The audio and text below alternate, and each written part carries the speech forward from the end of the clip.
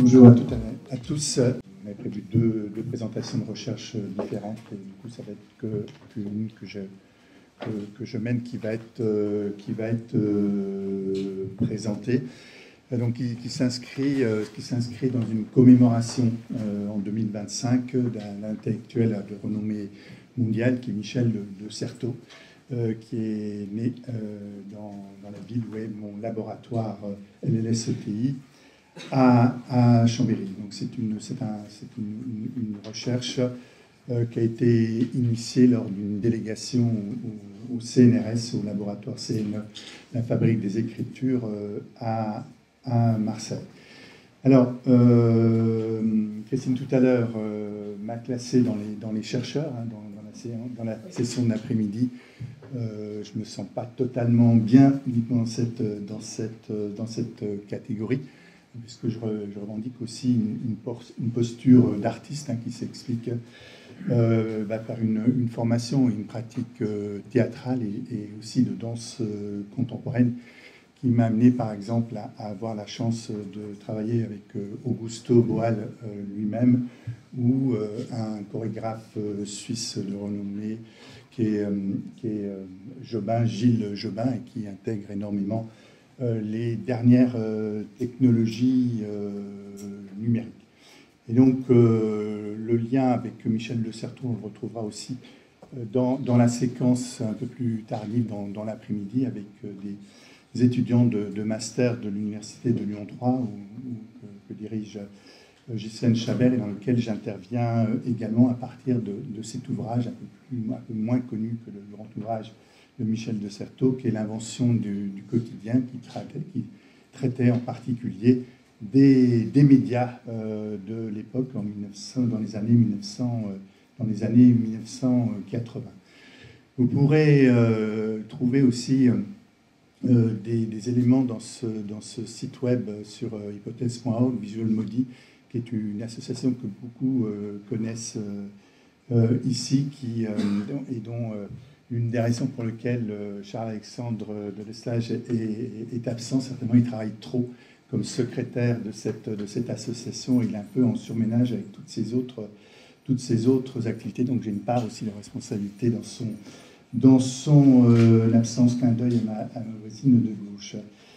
Donc c'est une association donc, qui défend les recherches en méthode visuelle et multimodale, hein, donc avec toute une série d'actions propres à une association savante. Je vais pas m'étendre. Dont la première base scientifique est une publication en 2017, hein, sur les méthodes visuelles et les mondes numériques.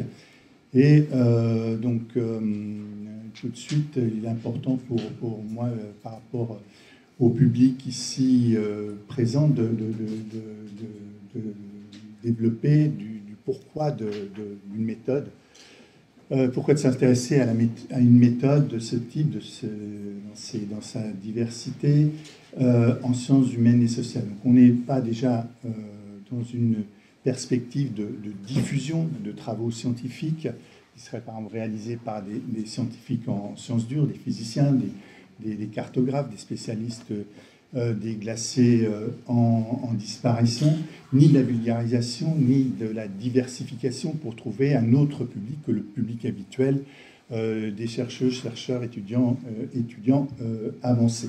La méthode, dans ce que nous faisons, elle est donc bien évidemment en amont de la recherche, hein. Il y a une légitimité d'une pratique visuelle, d'une pratique artistique, d'une pratique digito-artistique dès vraiment le début de la recherche. Donc je répète, la médiation ici n'est pas prioritaire, même si à certains moments elle peut survenir, par exemple dans des cafés sciences, dédiés aux sciences, ou des cafés philosophiques. Donc on se situe peut-être dans une recherche-création, j'insiste sur le peut-être, recherche-création, hein, la création dans la méthode de sciences humaines et sociales, Et du coup, on partage des visées communes entre les arts, et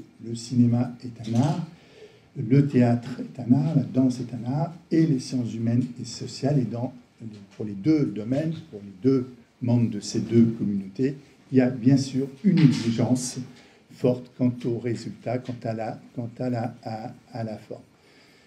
Donc, ce positionnement, qui est relativement marginal dans le monde des sciences humaines et sociales, eh bien, défend l'idée qu'on peut avoir des productions de recherche qui seront une autre forme que les articles scientifiques, que des livres, que des communications à des colloques internationaux, et donc que ces productions puissent être visuelles, sensorielles ou multimodales, ou les trois à la fois. Donc que ce soit considéré comme des vraies recherches. Donc il y a eu des moments où dans l'institution, par exemple, en France, c'était difficile de défendre ce point de vue. On était mal vu, voire même barré dans une carrière académique, expérience vécue.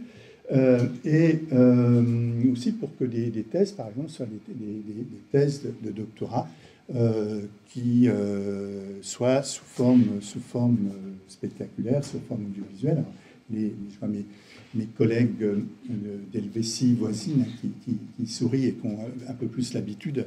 C'est une pratique plus courante dans les écoles d'art. Et pour cela, je m'appuie sur une définition que vous trouverez dans la revue française des méthodes visuelles, sur ces méthodes visuelles. Donc on pourrait définir en creux les méthodes visuelles comme l'ensemble des méthodes de recherche en sciences humaines et sociales qui ne se limitent pas à la production et ou à la restitution d'écrits dans leur mode d'argumentation scientifique. Vous pourrez trouver cette définition gratuitement en ligne sur numéro 1 ou 2 de cette revue, ce qui justifie très concrètement des productions qui peuvent être sous forme de web documentaire, de sites web, d'hologrammes, de réalité virtuelle, de jeux vidéo, d'intelligence artificielle, et la liste n'est pas terminée. Vous pourrez trouver un article avec ma collègue Alba Marine de l'Université d'Extremadura, un article qui fait un peu le point sur en gros 30 à 40 années de production, de recherche de ce type numérique, et donc des résultats protéiformes. Et le multimodal n'est pas, et là je m'appuie sur une collègue néo-zélandaise, Sigrid Norris, aussi sur Sarah Pink, sur la petite île voisine d'Australie.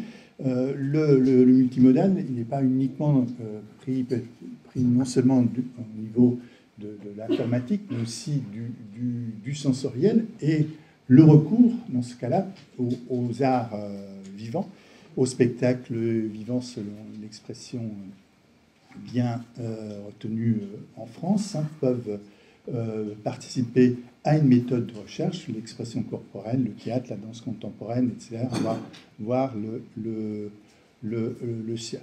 Et tout cela s'appuie sur, sur une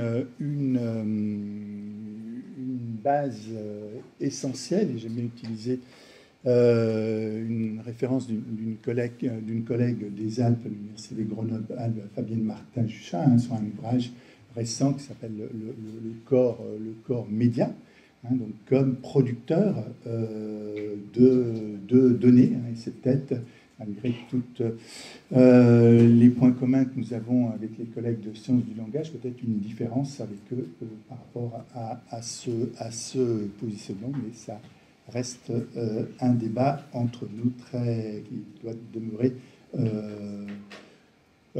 fertile. Alors, avant de rentrer directement, je suis à peu près à 9 minutes 34 de présentation, donc avant de vous présenter directement les éléments de cette recherche, situer aussi que historiquement, ce n'est pas totalement nouveau, même si ça reste marginal, avec des références de Margaret Mead en 1974 sur l'anthropologie visuelle, ou le cinéaste et anthropologue, c'est intéressant, de la nouvelle vague, Jean Rouch, à peu près la même période.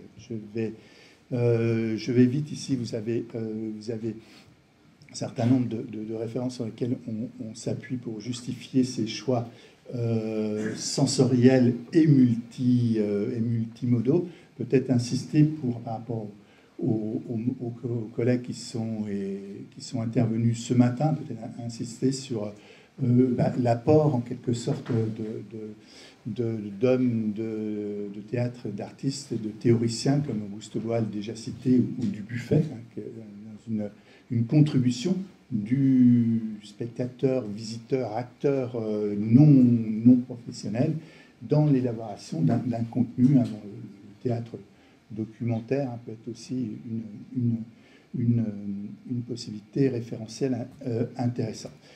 Donc ici, vous avez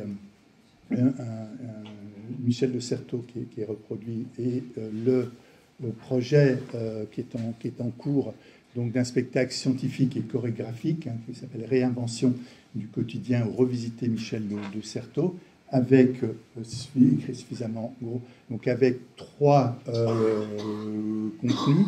Un premier, un film en intelligence artificielle sur Michel de Certeau et son œuvre, qui est en cours de développement grâce à un financement européen, de la danse contemporaine amateur et des productions d'images issues des méthodes visuelles en réalité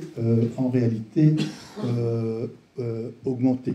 Donc grâce à la perspective de produire un récit interactif, de travailler, donc c'est la thématique centrale de cette recherche, sur le corps féminin dans les réseaux sociaux numériques, donc en s'appuyant sur les concepts de Michel de Certeau, voir qu'il a développé sur les médias, voir s'ils sont pertinents aujourd'hui avec la communication en ligne généralisée, dans ce quotidien qui est devenu manifestement hybride, géophysique et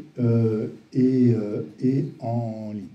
Et pour cela, je vous montre un travail réalisé au Mexique. J'étais invité l'année dernière sur un travail sur le quotidien, les réseaux sociaux et la cuisine. Ici, donc, un travail dans des cuisines. On ne le voit pas très bien, mais la dame qui est au fond, elle a un téléphone portable. Donc, on questionne l'utilisation du téléphone portable, sa connectivité dans un réseau pendant l'activité quotidienne de la cuisine, où ces personnes vont générer progressivement, grâce à une co-animation avec une danseuse professionnelle et une chorégraphe professionnelle et moi-même, pour arriver, donc normalement il y a du son, sauf qu'il ne passe pas sur les enceintes de la salle. Ah, du coup ça m'a perturbé. Donc avec une production de gestes, d'émotions à travers une danse amateur. Et ces éléments vont être... alors je peux aller un petit peu plus loin ici. On a un travail déjà plus élaboré. Et ce travail, il est alors là, c'est dans une autre université, à l'université de La Laguna en Espagne, où il y a un travail à peu près de ce même type, où on demande aux participants d'exprimer par le corps un certain nombre de sensations, d'éléments relatifs à la problématique sur le corps et les réseaux sociaux. Et le résultat physique est filmé en 360 degrés. Pourquoi il est filmé en 360 degrés? Dans la perspective de designer le troisième élément de ce spectacle, si vous avez retenu la slide numéro 11, le spectacle, le troisième composant du spectacle scientifique et artistique, qui est de la réalité augmentée. Donc, cette réalité augmentée s'appuie sur cette pratique chorégraphique en superposition à la pratique chorégraphique en situation géophysique sur la scène du théâtre en question. Donc, là, c'est une photo extérieure au projet, hein, dans une situation où le spectateur a la possibilité d'une superposition. Donc, je le répète, danseuse, j'ai encore 2 minutes, mais merci pour ce rab, de danseuses s'exprimant donc sur le rapport corporel au réseau social. Donc, du coup, je suis un privé, j'avais prévu de finir, je vais finir quand même. Hein, donc, ce